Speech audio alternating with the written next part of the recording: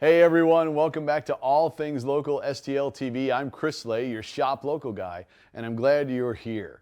The show is coming to you from the incredible Outreach Studios located right here in Richmond Heights, Missouri, and we have an amazing show for you today, where you're going to meet Mark Joe, the owner of the hottest new coffee shop in St. Louis, Omen Coffee Company.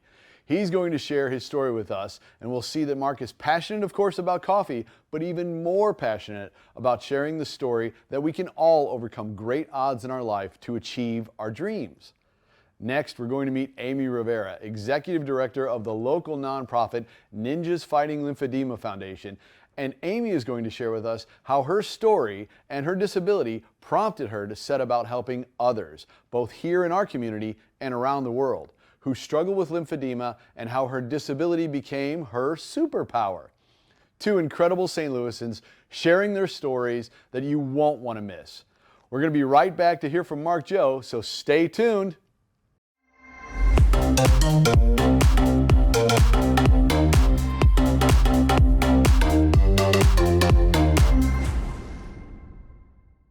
Welcome back. I call coffee the brown elixir of life. I love it, and I will always enjoy a cup when offered. For some, it's just coffee. But for those of us that really love it, we know that it can be something special. Our first guest, Mark Joe, founder and CEO of Omen Coffee, has a greater meaning and purpose behind coffee. He's on a mission to share that vision with us and to build a community that, while centered around coffee, is so much more. Today he's going to share his story and his vision with us. Welcome, Mark. How you doing? Good to have you here, my friend. Yeah, thanks for having me. I think that we've talked about this and you're very comfortable sharing it. Please share your story with our viewers. Well, I'll give you the condensed version. Okay. Long story short, I grew up poor. I was born to drug-addicted parents. Mm-hmm. My father left forever when I was 2 years old. I never knew him, had no relationship with him. We've been, homeless, lived in women's and children's shelters. I was in and out of the foster system through my whole childhood. And then one of the most traumatic things that ever happened to me when I was 11 years old, I was living in Florida at the time. Some foster parents that had come into my life, they lived in New York. And my mom, she tricked me. She told me we were going to go on vacation. We were going to go visit our foster parents. And long story short, my mom, we got on a plane, we flew up to New York, and she drove us to this building, and she sat me down on the bench, and she told me, hey, I'll be right back. And she left me sitting there on that bench. She never came back. Mark. Yeah. So I was adopted, or I guess guardianship was transferred to my foster parents when I was 11 years old. And, fast forward a few years, life started to normalize. My foster parents are amazing people. Things were going well. And then when I was 16 years old, my brother died. He died of a drug overdose, which is, unfortunately, it's just, I think people are getting used to hearing that these days, Right. And it's so sad. It is sad. But that was like at the beginning of the opiate epidemic, and so that sent me into a spiral. Unfortunately, like, people respond very negatively to things like that sometimes, and I was no different. I let grief just completely send me down this self-destructive path. I started using drugs, I started smoking weed all the time, and I wasn't going to school like I should have been. And one thing led to another, and I ended up getting arrested with an assortment of psychedelic drugs, and I ended up going to prison for 5.5 years. I came home from prison, so that was when I was 19. From 19 to 25, I was in prison. I came home from prison with absolutely nothing. Right. I tell people sometimes the kind of nothing that I had when I came home from prison, most people will never know, because even when you're born with something. Right. There's clothes and diapers at the house. I came home from prison, I had nothing. No clothes, no shoes, no money, no college education, no former business experience, no nothing. No, I didn't even have human resources because of the life I was living before I went to prison. Right. I had no resources. So I was determined, though, to really make something of my life. Like, one of the biggest takeaways from prison was, sitting there and you get to look at society sort of from an objective point of view. I was looking at it from the outside, looking in. And what I observed is that most people in society, they live their lives the same exact way that people live their lives in prison. You know, it's just like the repetitive, the mundane, the monotonous routine of just, you know, have minimal responsibilities, make a minimal contribution, come back to your housing unit or your home if you live in society, and then sit and vegetate. You know, whether that it's hamster on wheel. That's it. Whether it's on social media or watching a movie or Netflix or whatever, and it's just. And that's it. Wake up tomorrow and do it all over again. There's no purpose. There's no fulfillment. There's no excitement. There's no drive. There's no adventure. Right. And when I was in prison, I sat there and I was just, every day I would just fantasize about like what I would do with my day, with my time, if only I had a chance, if I only had an opportunity to choose. And I'd think about trips I wanted to take and businesses I wanted to build and, you know, just gyms I wanted to visit and all these things. And unfortunately it was my mom. Like I looked home. And I looked at my mom, and my mom was the stereotypical American that just sat on the couch when she got off of work and scrolled on Facebook all day. And I wanted to, I made one decision. I said, I'm going to live my life. You know, I don't know why I got this second chance. When I got released from prison, I felt like I was given a second chance at life. I felt like I didn't deserve it. I felt like I didn't, because God gave me a chance to live, and I threw it right back in his face. And so I did. I felt like I didn't deserve it, and said, you know what, I'm determined to make the most of this life and to really just live. You know, I don't want to just exist, I want to live.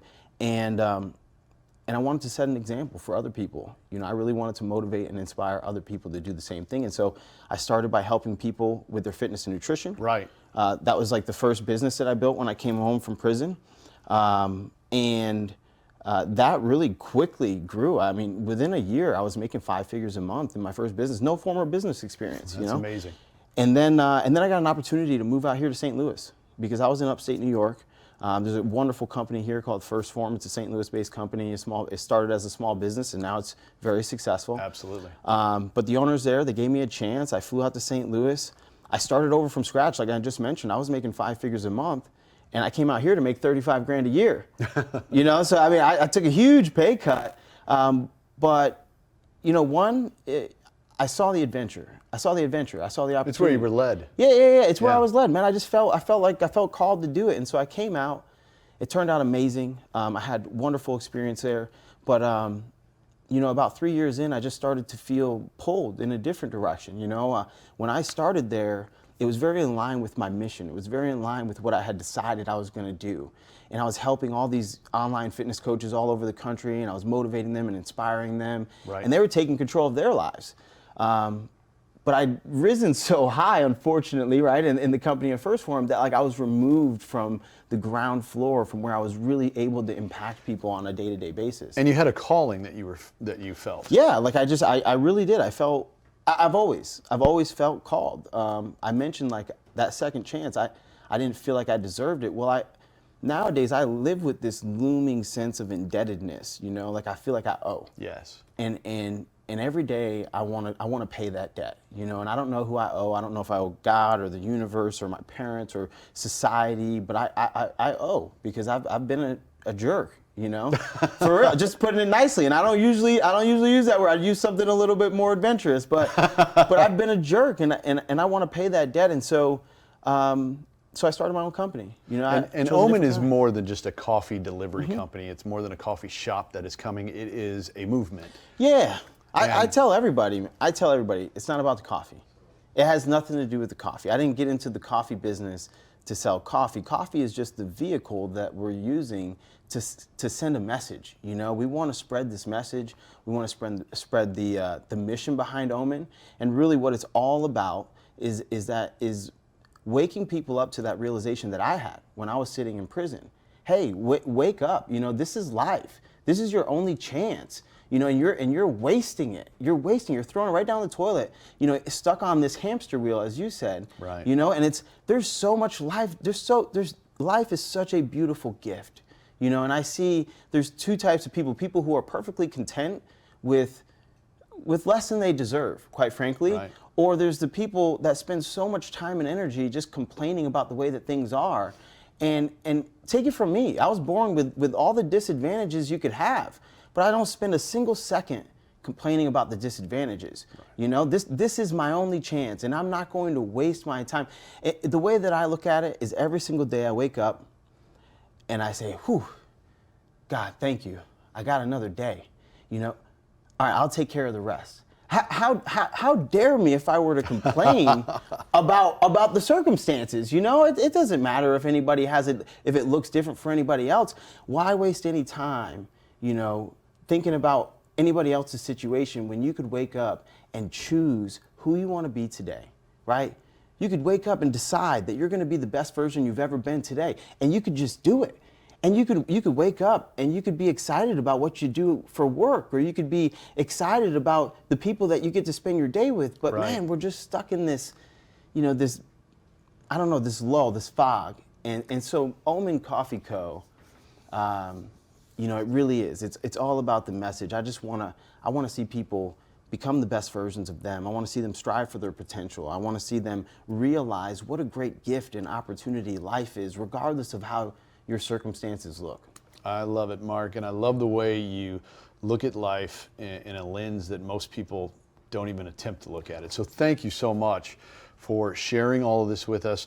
Let's give some of the mechanics of how people can get Omen Coffee, because I'm certain that as people hear your story and get to know you more, they're going to say, hey, I want to support this company. Well, I hope so they how do they get your coffee? Yeah, I mean, you can go online, omencoffeeco.com.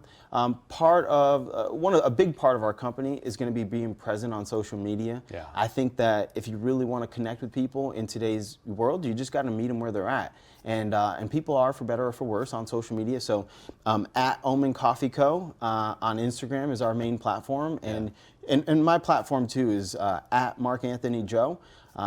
So since I'm, you know, sort of the face of the company, it's interchangeable. You can reach out to either one of us. Perfect, perfect. Well, thank you so much for taking the time to share this story, for being the guy that you are, the friend that I'm growing to be more and more close with every time we get together. I really appreciate you and your perspective on life and business. Yeah. You're doing an amazing thing here. So I'm excited. I appreciate it. Thank you for having me. You got it. You know, if you're a coffee lover like me, you are truly going to love the aroma and the flavor of Omen Coffee. I have no doubt about that. And you can even have it delivered right to your door. It's so easy. And you're going to support a local business in the process. But it's more than that. So I encourage you to follow Omen Coffee, not only on their social media, but also in the All Things Local app, and become part of the community that they're building. It's going to be about light, it's going to be about love, it's going to be about following those dreams, and it's going to be about achieving more together. We're going to be right back after a short break. Thanks, Mark. Reach your audience with Outreach Studios. Studio 17 offers 1,000 square feet of customizable space that can accommodate roundtable discussions, podcasts, live stream content, and much more. For a different look, we offer View 17. This one-of-a-kind event center is fully wired for broadcast and is perfect for corporate or commercial content. With Outreach Studios, the opportunities are endless. Elevate your message, your brand, and your expectations with Outreach Studios. Welcome back. Our next guest, Amy Rivera, is the founder and executive director of Ninjas Fighting Lymphedema Foundation, a St. Louis-based nonprofit organization that focuses on building relationships within the lymphedema community and ensuring that no one suffers alone here or around the world. Her story is inspirational and one of overcoming great physical and emotional odds to be a champion for those who struggle with lymphedema. Today we're going to learn a little bit of that story and how we can help in this cause. Welcome, Amy. Thank you for having me. I'm so excited to have you. I think it's super important that we start off with just educating people on what lymphedema is. So can you share more about that? Sure, absolutely. So before we start with what lymphedema is, let's just go back a step further and talk about the lymphatic system. Good idea. Everyone's born with one. Therefore, anyone can develop lymphedema if it's malfunctioning or damaged from some sort of trauma. Right. Most people affiliate lymphedema with secondary lymphedema called from breast cancer diagnosis or cancer treatments. But in my case, I was born with a missing lymphatic system. So whenever the lymphatic system is damaged or traumatized, the fluid sits in that area and just collects rather than being filtered through your body and re-delivered back to your heart. Gotcha. And obviously, when you say you were born with this, this was not something that was caused by anything outside of your body. It was your body that did this. Now explain what lymphedema, how it affects most people that are born with it. Sure. So I have primary lymphedema, meaning I was, born without the lymphatic system. And when that happens, You primarily see it either bilateral, meaning both legs or both arms, or maybe all over their body. But in my case, I was born just without lymph nodes on the right side of my body, so I have swelling. And some people, if they have it all over their body, they may look obese, but the reality is it's fluid. It's just fluid that's building up, and because the body doesn't have that ability to exercise that fluid, it has to stay someplace. Yep. So Yep. tell me a little bit and explain to everybody. I don't know, it's a painful situation. It can be, absolutely. When my leg was at its worst, which was 200% larger than my other leg, I had an additional 35 pounds just Oh, on my one goodness. side of my body. So you can imagine the neuropathy, the discomfort in my hips, my joints. Right. The physical pain was awful, but the mental pain was much, much worse. I bet. I Yeah. bet. Now, again, having had this from birth, this is something that you had to deal with as a young lady, as a child, as a youth, as a teen. How did that affect you? I was I was alone and isolated. It affected me so much that I wanted to change my identity as a young girl. I just knew I wanted this, whatever this was, to be removed from my life. And at that time, nobody knew what it was because I was misdiagnosed for over 32 years. No kidding. That long. That long, because the physicians, when they're in school, they only learn about the lymphatic system for about 15 or 20 minutes. And they're Really? Yeah, really. So And- I know as much as a physician right now You because do. oh, thank you do. You probably know a little more. Maybe. and our goal is to restructure the educational system, because the reality is your lymphatic system connects every other system in your body. Absolutely. So we must know what it does, just like we know what the circulatory system and other systems do. Well, it makes perfect sense. When someone has any kind of a cold, their lymph nodes typically are swollen or sensitive. Yep. It just makes perfect sense that it does affect all of the body. It does. Well, great. I think I can go ahead and get my white coat and go to You work. you can. Now, tell us a little bit about Ninjas Fighting Lymphedema. Sure. So when I was trying to find a diagnosis, I saw 3 issues that I had ran into personally, and those 3 were education, finance, and the lack of awareness. Right. Once I finally received that diagnosis, I said, I'm going to fix these issues, and I created the organization to build a community for us who didn't have a community, and that's exactly what I did. I love it. I love it.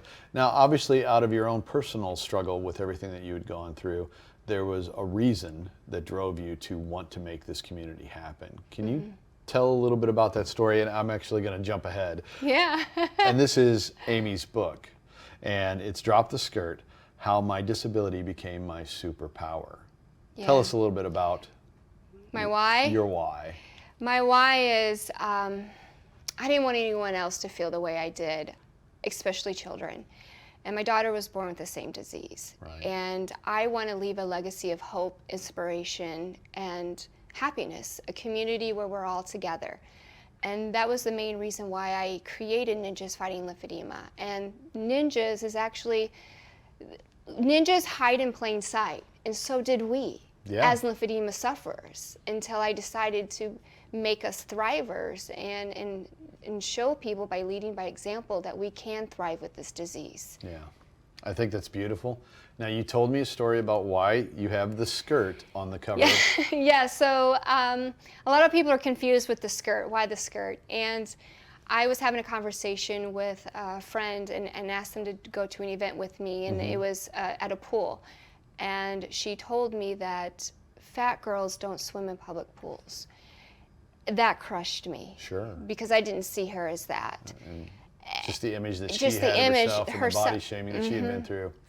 Right. It broke my heart. And I immediately felt compelled to share my secret that I was hiding under that very skirt when I had that conversation. That very skirt. And I shared it with her, and she laughed at first because she thought I was wearing long skirts and dresses for religious reasons.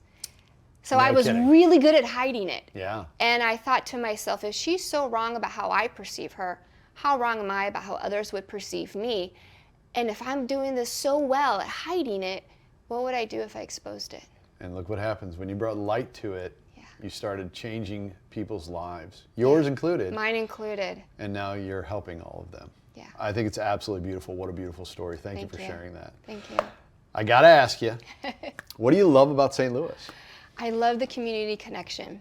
It is the biggest small town I have It been is. in. It really is. Like everyone knows I love when you go everyone. someplace and you're like, oh, I know that person, and how do you guys all connected? So it's community and coffee, you know? Yes. And you can't have a great conversation with a great person and have a cup of coffee. It's amazing that you say that, because Okay. obviously in this episode, Mark Joe of Omen Coffee was our first guest. Oh, wow. I Yes. love Omen coffee too. Yeah. So there you go. Perfect. That is Well, awesome. Amy, I can't thank you enough. Thank you so much. You're wonderful at what you do, and the whole idea of, again, dropping the skirt, showing it, bringing light to it, is healing everybody who's going through it. So thank you Including so much. myself. Including yourself. Beautiful. Thank you. To learn more about Ninjas Fighting Lymphedema or to contact Amy, please go to allthingslocal.com and simply search Ninjas. Stick around. We'll be back to wrap things up in just a minute.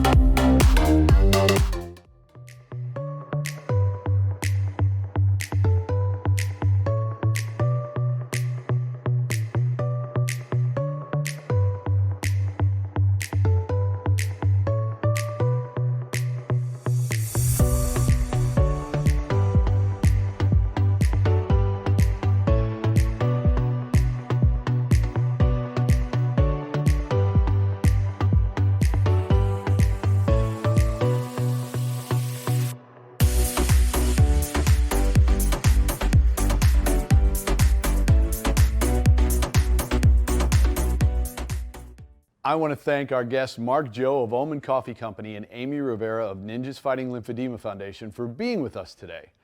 You can learn all about them both by going to www.allthingslocalstl.com. There on the website, you will see all the incredible St. Louis-based companies and nonprofit organizations that we feature here on All Things Local STL TV. We ask you to check out the website today, allthingslocalstl.com, and please follow All Things Local STL on social media to help us share the positive and incredible people, businesses, and organizations that make the St. Louis area so special. Help us share these stories and join the Shop Local and Support Local revolution today. I have to thank the amazing team here at Outreach Studios for their support in bringing this show to you. And you can find Outreach Studios and their beautiful event space, View 17, one of the most spectacular venues in town, at allthingslocalstl.com as well. And finally, I want to thank you for taking the time to tune in, and we look forward to having you join us for future episodes where you can learn more about All Things Local STL. Until next time, please be kind to one another and keep loving local. Bye, everyone.